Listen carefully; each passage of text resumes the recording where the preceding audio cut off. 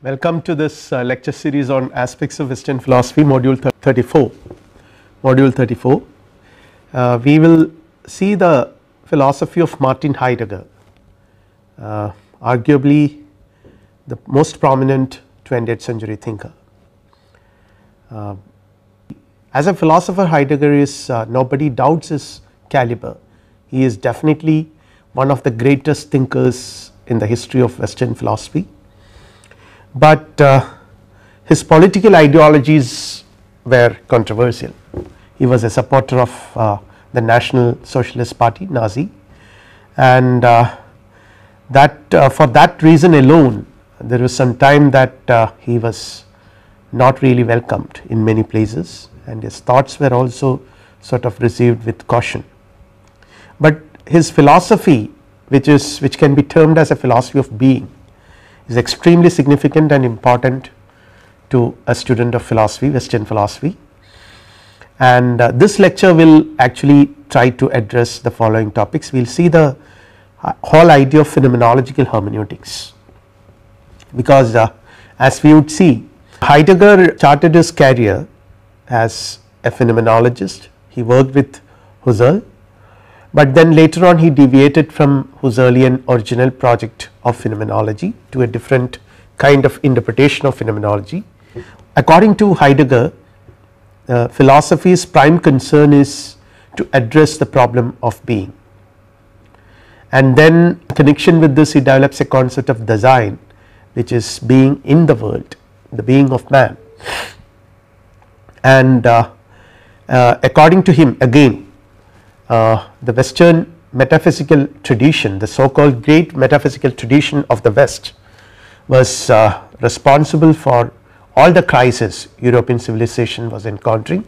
That is all because of what he calls the forgetfulness of being, or rather Western tradition deviating from the problem of being, which should have been at the core of its philosophical and other intellectual enterprises.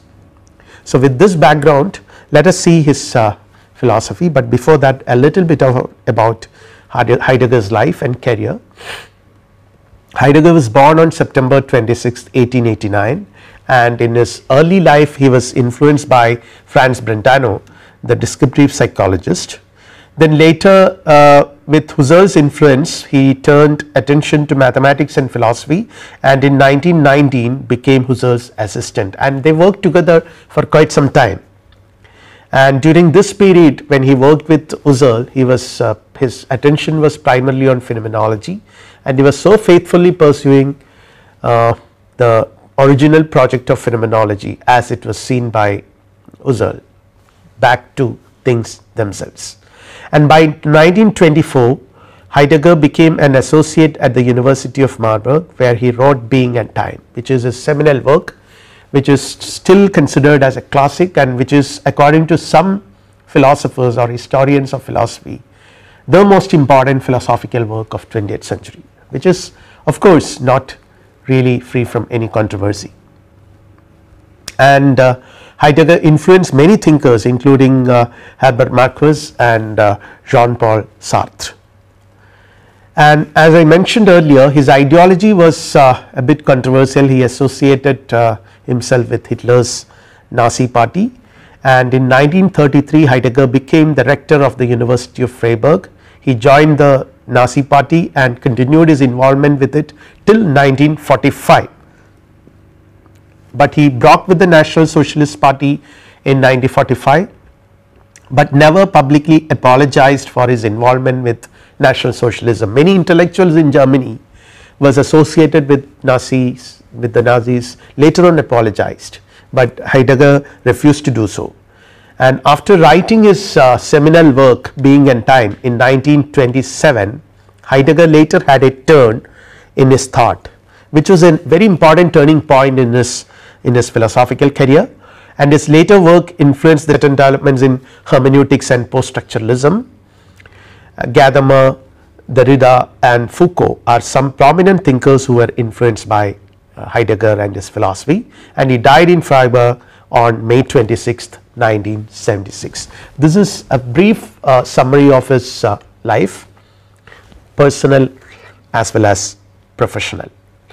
Now, when we consider Heidegger's intellectual life, his relationship with Husserl is extremely significant, because as I mentioned earlier, he worked with Husserl for quite some time, and he initially carried out Husserl's original project of getting back to things themselves, but with Being and Time, his most important work, he deviated and started claiming that phenomenology is much older than Husserl and is actually a Greek way of thinking.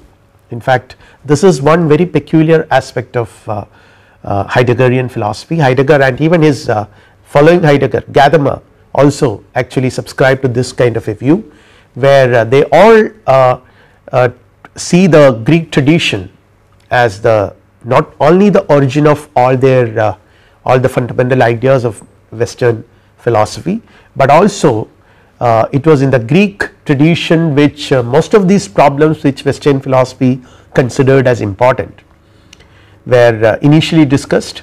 So, there is some meaning in going back to the tradition and try to understand how these problems were actually conceived by this original Greek thinkers.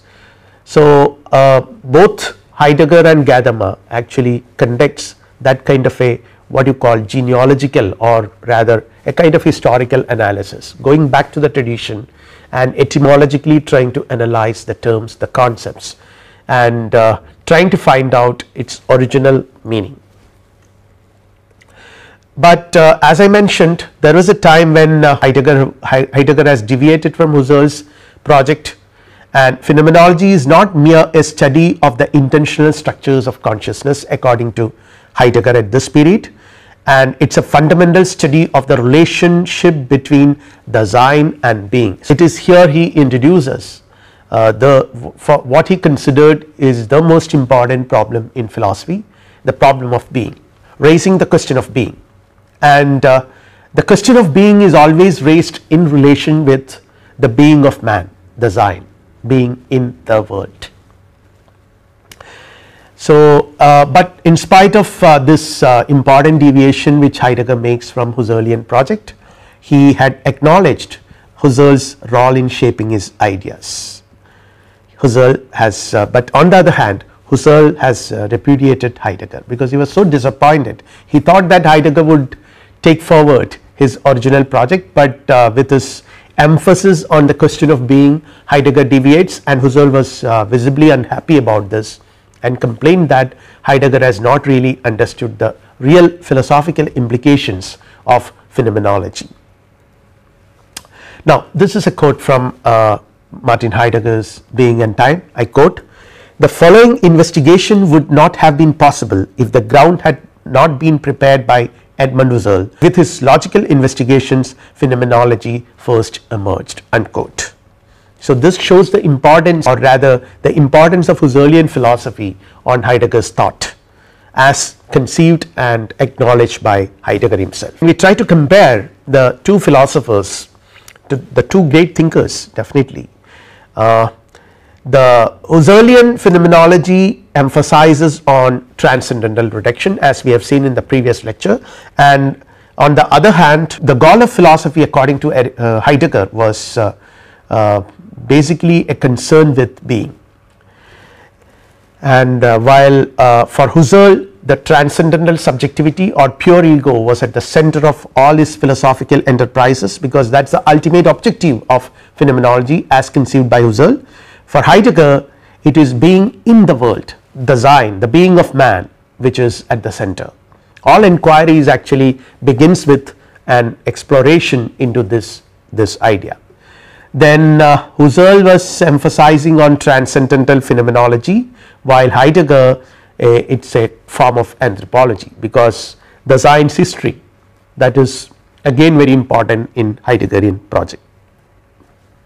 Now, let us see some original statements by these great thinkers. This is what Husserl had to say in his Ideen. He says that the wonder of all wonders is the pure ego and the pure consciousness. But on the other hand, what Heidegger says in What is Metaphysics is, man alone of all existing things experiences the wonders of all wonders, that there are things in being. So, if Husserl considered pure ego or transcendental ego as the wonder of all wonders, Heidegger says that man alone of all existing things experiences the wonder of all wonders. So, it is very important for him, Heidegger, begin with the being of man, which is the Sein, and his philosophy surrounds this concept. Now, these are the major issues to be discussed when we try to understand Heidegger's philosophy. The question of being, of course. Now, when in that connection he talks about the forgetfulness of being, then the overcoming of this forgetfulness, which needs to be carried out by phenomenological enterprises or phenomenological analysis. So, according to Heidegger, phenomenology actually does this, a kind of overcoming of the forgetfulness of being, and this can be done with the destruction of the metaphysical tradition of the West. And in this connection, the inquiry, the positive inquiry, actually begins with the Sein, the being of man. Now, let us start with the first issue, the problem of being.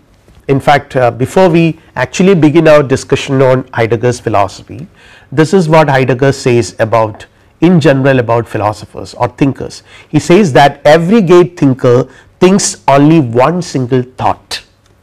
Every great philosopher or every great thinker will have one single thought, and Heidegger's single thought that took him to greatness was the question of being. So, let us see, this is one poem which Heidegger has written in 1947.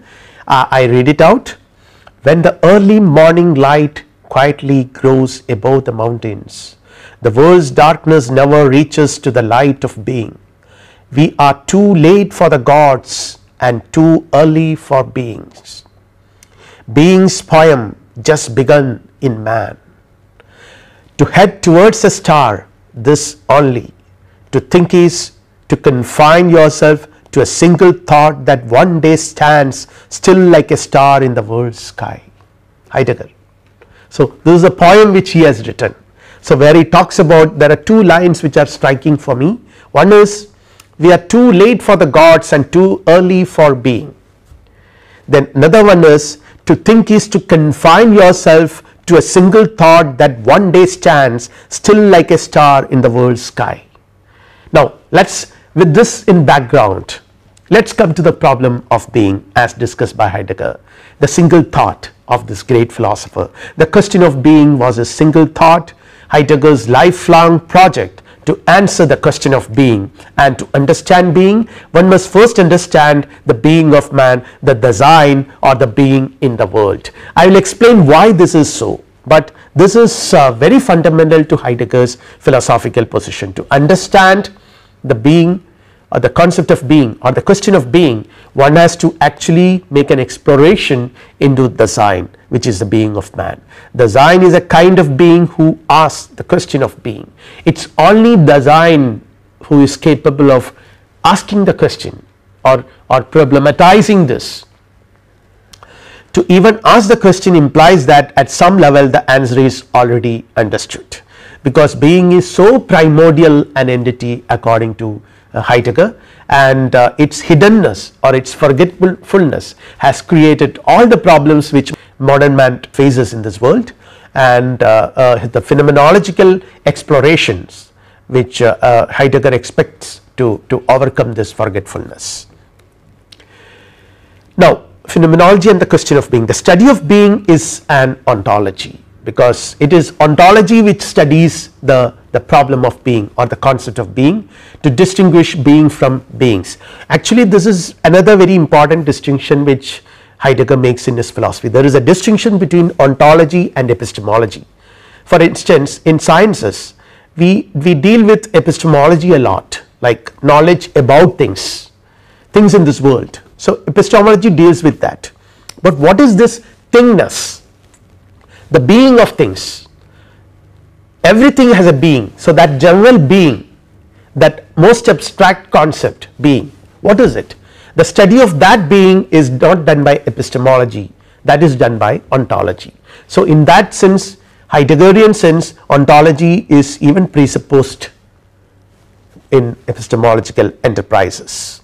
So, phenomenology is the only method by which we do ontology, and phenomenology, being has to be uncovered from its forgetfulness with phenomenology, and phenomenology lets the phenomena show itself from itself in the very way in which it shows itself from itself. This is something which we have seen in the previous lecture as well. This quote from Heidegger. Heidegger says that phenomenology lets the phenomena show itself from itself in the very way in which it shows itself from itself. Uncovering being is the task. So, the fundamental task of phenomenology is this uncovering, the uncovering of being, which lies hidden, which has been forgotten because of various reasons. Now, Heidegger says the essence of truth is the disclosing of the meaning of that which we call being. This is another very interesting quote from Heidegger, which we will be examining this concept of truth in the next lecture, because Heidegger has a very peculiar notion of truth. Truth is conceived as disclosure by Heidegger. So, here he says that the essence of truth is the disclosing of the meaning of that which we call being. So, the disclosure happens to man, the being of man, design. That is why design is at the center. So, there is being, there is disclosure of being, there is truth only because there is design, a design to which all these things are disclosed. Again, when we try to understand the concept of being etymologically, the German Sein corresponds to English to be, and either it means either the being of something in the particular its existence, that being, or its essence. Example for the being of something, example Dasein. Again, being in abstract. So, there are two senses we can understand it. Being in abstract means either in the sense of that being or of what being, for the being in general. So, we understand being, the concept of being in all these senses. What Heidegger says is that we cannot specify being as what or that being. Being, for that matter, is simply being.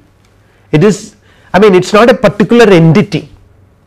A particular entity, we say that it has being. For example, this computer has being, but being as such is not a particular entity. It is something which is shared by all entities.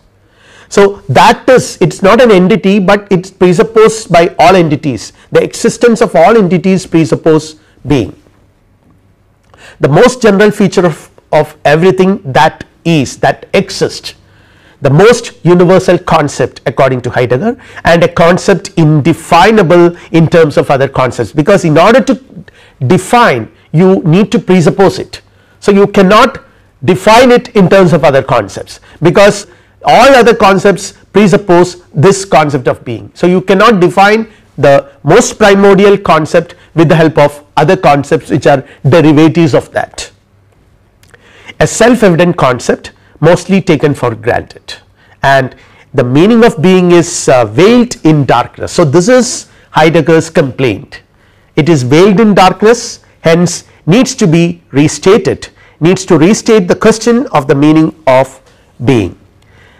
And as I mentioned in the beginning of this lecture, Heidegger actually proposes a going back to the history of Western philosophy, to the ancient Greek thinkers, and he always considered the ancient Greek thinkers as much superior to other philosophers who followed them, particularly the pre-Socratic thinkers. All these great cosmologists, the first generation philosophers, the contributions of which we have examined in our one of our previous lectures.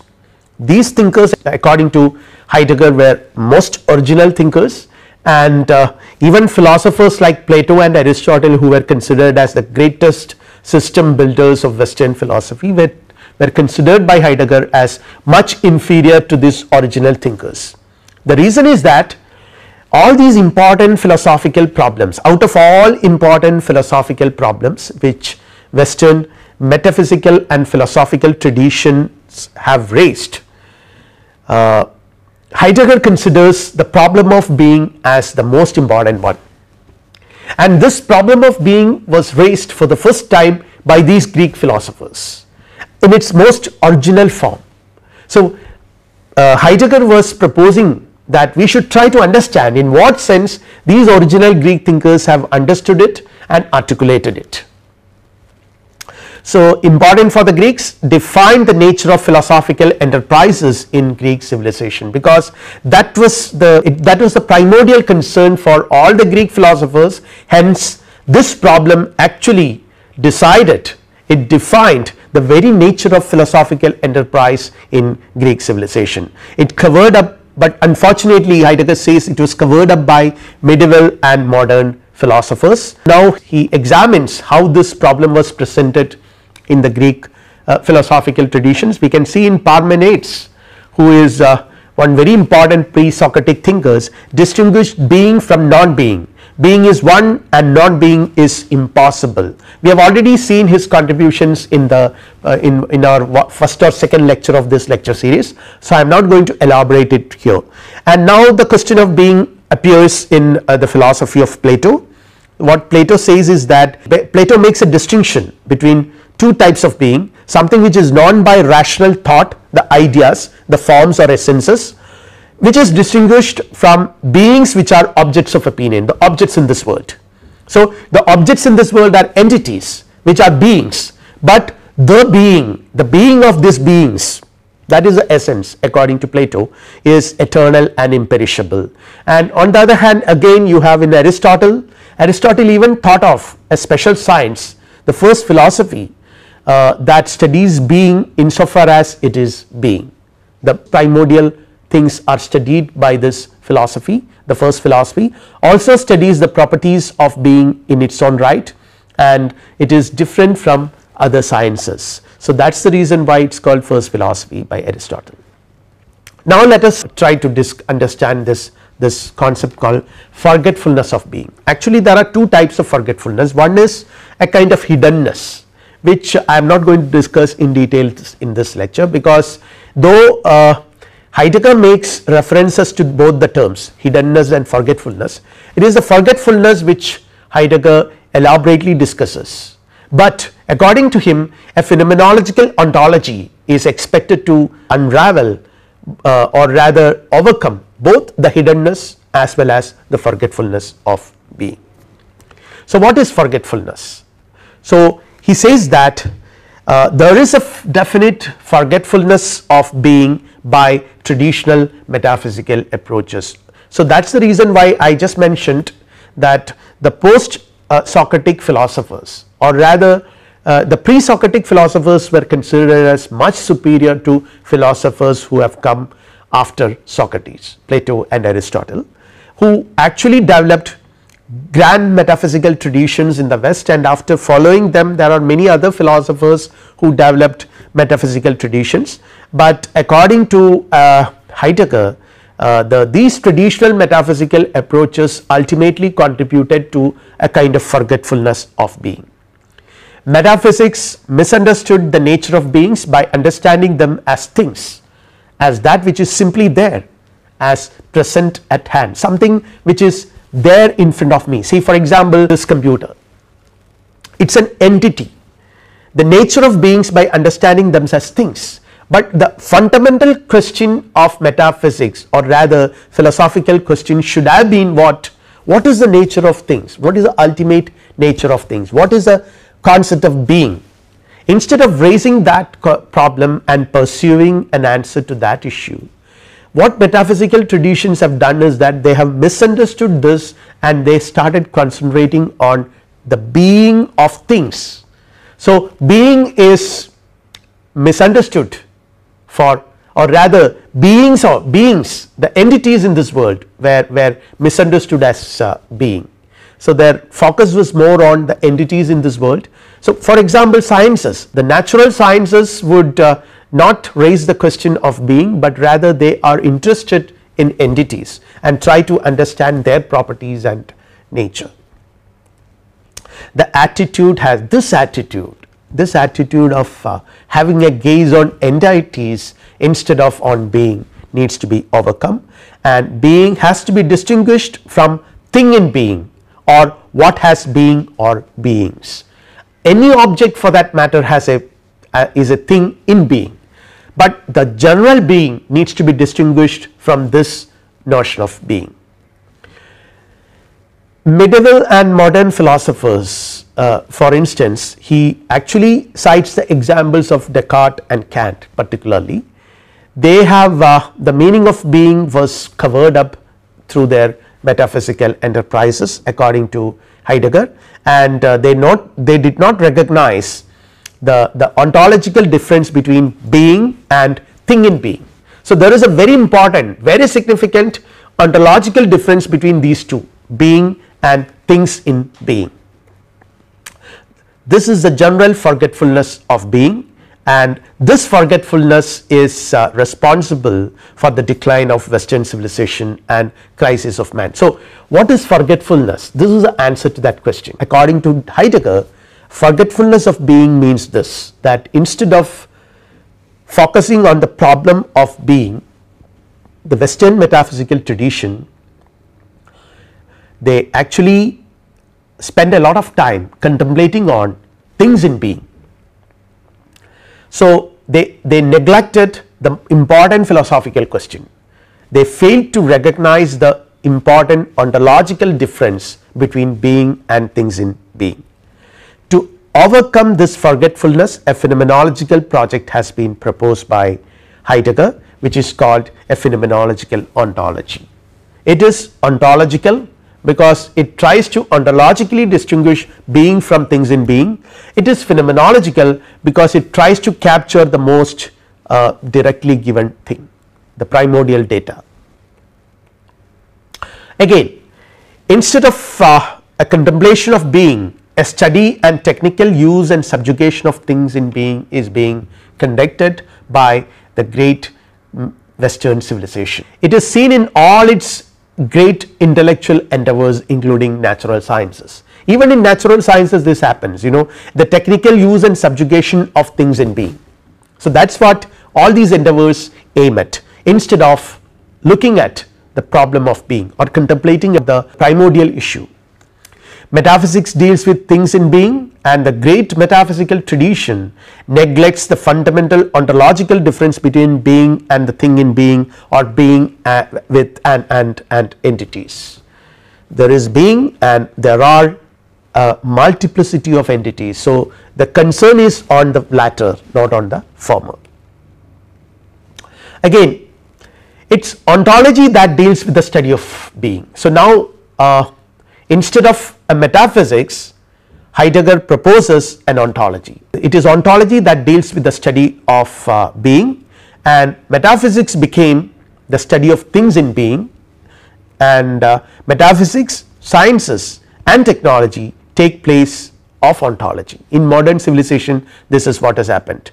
Metaphysics, science and technology take the place of ontology. Actually ontology would have uncovered the real nature of being, but instead of ontology the other disciplines became important, and their domination in history and culture leads to the forgetfulness and then ultimately to the crisis which Western civilization encounters. Now again, modern philosophy had forgotten the question of being according to Heidegger, and modern philosophy has become concerned with the ontic or beings. Again, modern science also failed to give an account of being, because they are also interested in this ontic reality, the beings, the entities in this world, and phenomenological ontology is expected to recapture the real essence of meaning, or the real sense of meaning, which is the primordial issue in philosophy and in human life. Phenomenology delineates the structures and explicates the meaning of being. So the fundamental structures of existence or of reality is the being, the structure of being in one sense we can say, and it explicates the meaning of being. It involves an ontological analysis, return to the original data of man's experience. So this return to the original data of man's experience actually initiates or actually makes phenomenological ontology carried out by Heidegger study on Dasein. a kind of hermeneutic of design, which we will see in detail in the next lecture. So, here is it, phenomenological ontology. It has got two aspects. First one is it reveals the essential structures of being, and the second aspect, to whom they are revealed, to whom the essential structures of being are revealed, that is to design. So, on the one hand the essential structures of being, on the other hand the kind of existential analytic of design itself, or the being of man itself becomes an object of inquiry. Let us see this distinction between being and entities. Let us take the example, when I listen to music or read a book for instance, or perceive an object, I relate myself to these respective things. When I read a book, to the book, music to music, perceive an object, say a chair in front of me, the chair, and something to which I comport myself. In all such instances this is what happens, I comport myself to some object, something, the music or the object I perceive, etc., and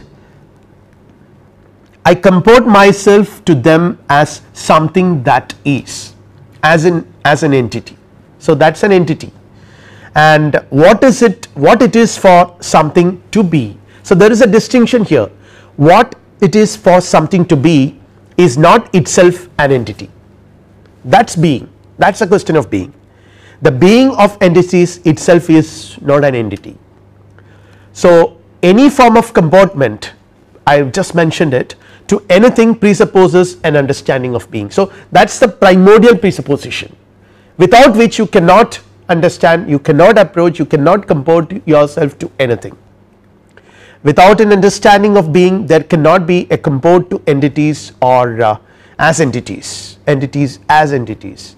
So, without an understanding of being, so that is presupposed, and before we raise the question of being, we must be having an understanding of being. So, that is again presupposed. Being is neither an entity nor a class of entities, it is not that all the entities put together is being, it is again in that sense not even the most general or universal concept. So, now we will try to understand the meaning of being. Understanding of being belongs to the very being of the activity which we ourselves are. I repeat, understanding of being belongs to the being of the entity which we ourselves are. Heidegger is definitely a very difficult thinker, very complex language he uses. So, here again it looks very metaphysical, though he is proposing a kind of a destruction of metaphysical tradition. He says that understanding of being belongs to the being of the entity which we ourselves are, which is design, which is the being of man. How far it is possible to study being in the independence of things in being, that is a question. How can you separate the things in being from the question of being? By analyzing the specific thing in being, the human being or design. It is here Heidegger brings in the concept of design, and one's own the being of man is being analyzed, how things are given to the being of man, that becomes the subject matter of inquiry. So, in that sense it is not a kind of epistemological analysis. So, that is why it is said it is primordial ontology.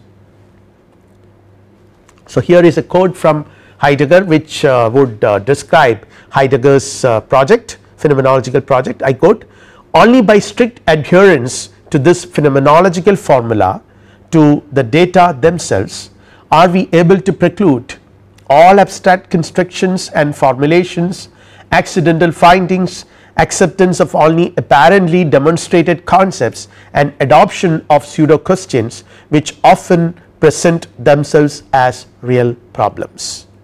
Unquote. Again from Being and Time, another quote, I quote, "If the question of being to have its own history made transparent, then this hardened tradition must be loosened up, and the concealments which it has brought about must be dissolved.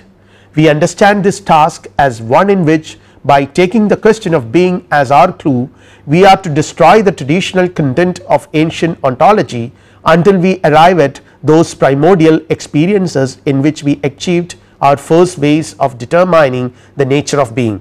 the ways which have guided us ever since. So this, the last sentence here, those primordial experiences in which we achieved our first ways of determining the nature of being. So the phenomenological exercise is aiming at capturing these primordial experiences according to Heidegger. So the phenomenological project thus involves the destruction or dismantling of a tradition, of the tradition of history of philosophy, which actually has resulted in a kind of forgetfulness of being, which actually covered up the real problem from us by raising questions which are not really important. Recover the original existential ways of conceiving of phenomenon of human existence and go back to the Greek roots. So one has to go back to the Greek roots, bracket the Kantian and Cartesian elements from your ways of thinking. So this is what is known as the destruction of metaphysical tradition in Heidegger's philosophy. It involves an analysis of traditional metaphysics. On the one hand, traditional ways of asking questions have to be discarded, because traditional ways of asking question presupposes, all these ways actually presuppose certain assumptions which are related to our day-to-day life, our day-to-day concerns. These traditional ways of asking questions have to be discarded. A total reconstruction is required, and this involves a radicalization of ontology. So this is what ultimately he comes to, he takes us to a kind of ontology, and he proposes a kind of radicalization of ontology where philosophy has to acquire a destruction or dismantling of the tradition. So what is destruction of tradition? Going back to the origins. So destruction means one has to go back to the origins. This is what I have mentioned. I have just now I have mentioned about the primordial experiences. Now what is it? By going back to the tradition you gain, by going back to the tradition you gain an access to the context in which these questions were initially raised by these original thinkers, without any influence of what later has become metaphysics, okay, without any influence of other metaphysical concepts or anything, original, fresh, how these questions were raised for the first time. Real issues are concealed by tradition, and traditional content of ancient ontology has to be destroyed until we arrive at primordial experiences in which we achieved our first ways of determining the nature of being. So this also prompts us to go back to the Greek roots. So this is what Heidegger says in Being and Time. Now this involves a radical rejection of metaphysics. Metaphysics approaches the question of being in essentially wrong ways, and it has misunderstood the nature of beings by understanding them as things, by reducing their status. The real problem is the problem of being, the nature of being, but instead of concentrating on this problem, the substantial philosophical problem, metaphysical tradition has always concentrated on things. It simply describes things as they are. The approach of metaphysics is not pure, but is based on certain assumptions. So it involves a rejection of metaphysics. Metaphysical understanding is affected by the way we are drawn down into everyday existence. I have already mentioned this. Metaphysics itself is the result of some of our day-to-day concerns, some of our day-to-day life concerns. So everyday set of assumptions about reality dominates here, and it is misconceiving them as present at hand. So this is what happens in metaphysics. Misconception of this real problem as present at hand, and explore the question of human existence, understand it in its own terms. So this is what one has to do, a phenomenologist should do, explore the question of human existence, understand it in its own terms. So the method is called the method of fundamental ontology, which needs to be developed. Since the phenomena of existence requires interpretation, it must be phenomenological hermeneutics, and it is in this context the meaning of being is explored, where the etymology and grammar of the word sehen, the sense or final end of being is being contemplated. So these are very important aspects of Heidegger's philosophy, the sense or final end of being. What is it? The destination of being. He talks about the destination of being, and the final end is that which makes a thing intelligible. So anything which makes itself intelligible to us, to the Sein, is the final goal of that thing. So what is it, the final goal of being? What is the final destination of being?